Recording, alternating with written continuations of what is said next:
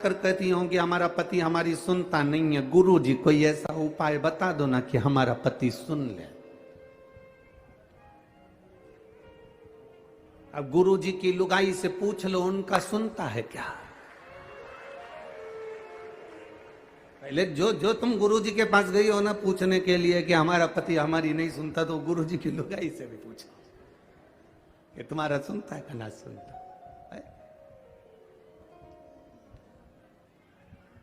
तुम्हें देता है। अब जरा विचार तो करो, आप कहां भभूति के चक्कर में पड़े हो, कहां दिखावे के चक्कर में पड़े हो, किस दिखावे की तुम बात करते हो।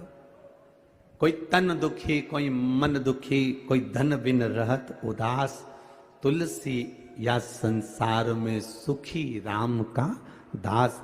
इस संसार में सब दुखी हैं, केवल सुख तो एक कोई है जो भगवान की भक्ति में लगा हुआ है, भजन में रमा हुआ है। वो दुनिया का सबसे सुखी और सेठ व्यक्ति है। बाकी के सब का हम वर्णन क्या करें कि वो आप भी जानते हो कि सुख कहां,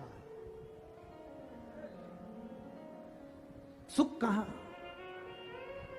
द्रौपदी, सत्यभामा जी के मन में भाव आ गया, सत्यभामा जी के हृदय में ये भाव आया कि जरा मैं द्रौपदी से पूछूंगी कि तेरे पास कौन सी जड़ी बूटी है, तेरे पास में कौन सी बबूती है, तेरे पास में ऐसा क्या है जो तेरे 5 पति तेरे कहने पर चलते हैं। जरा मैं भी तो सुनूं द्रौपदी से। मैं पूछूं तो द्रौपदी से।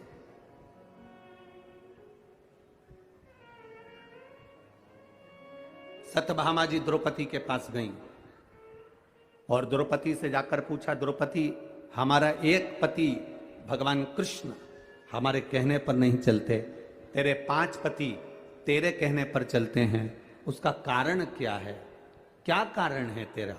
तब द्रौपदी ने कहा, मैं तो ये नहीं जानती कि मेरे पति कहने में चलते कि नहीं चलते, पर इतना जरूर है, जब मैं विवाह कर कर पहली बार आई और शादी कर कर मैं पहली बार आई और मेरी सास ने मेरे पतियों से कह दिया, पतियों ने कहा मां देखो हम क्या लाए हैं, और मां ने कह दिया कि 5 बांट लो। मेरे सामने 5 पतियों ने आकर कहा हम क्षमा चाहते हैं, मेरी मां का आदेश है कि आपको बांटा जाए 5 के बीच में। द्रौपदी कहती है अगर आपकी मां का आदेश है तो वो मां केवल आपकी नहीं, मैं शादी कर कर आपके घर आ गई हूं तो वो मां मेरी भी है, उसका आदेश मानना मेरा भी काम है। मैंने इनके पति का, इनकी माता का सम्मान करा। जो नारी अपने पति की माता का सम्मान करती है, अपनी सास का सम्मान करती है, ससुर का सम्मान करती है, आदर के शब्द बोलती है, सत्कार के शब्द बोलती है, घर में बुजुर्गों से इज्जत से बोला जाता है, सम्मान से बोला जाता है। अगर नारी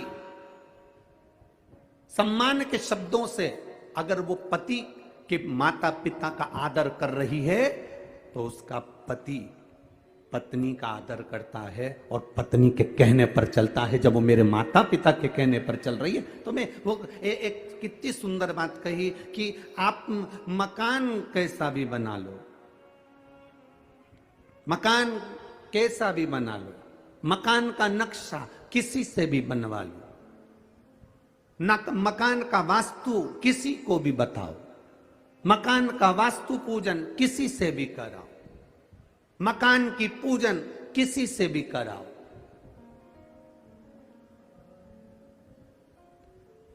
उससे मकान में कभी आनंद नहीं आएगा।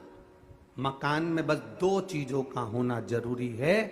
मकान बने तब 2 अच्छे मिल जाएं तो जिंदगी संवर जाती है। एक मकान बनाने वाला मिस्त्री और दूसरा घर में रहने वाली स्त्री, अगर ये सही हो गए तो मकान सही हो गए।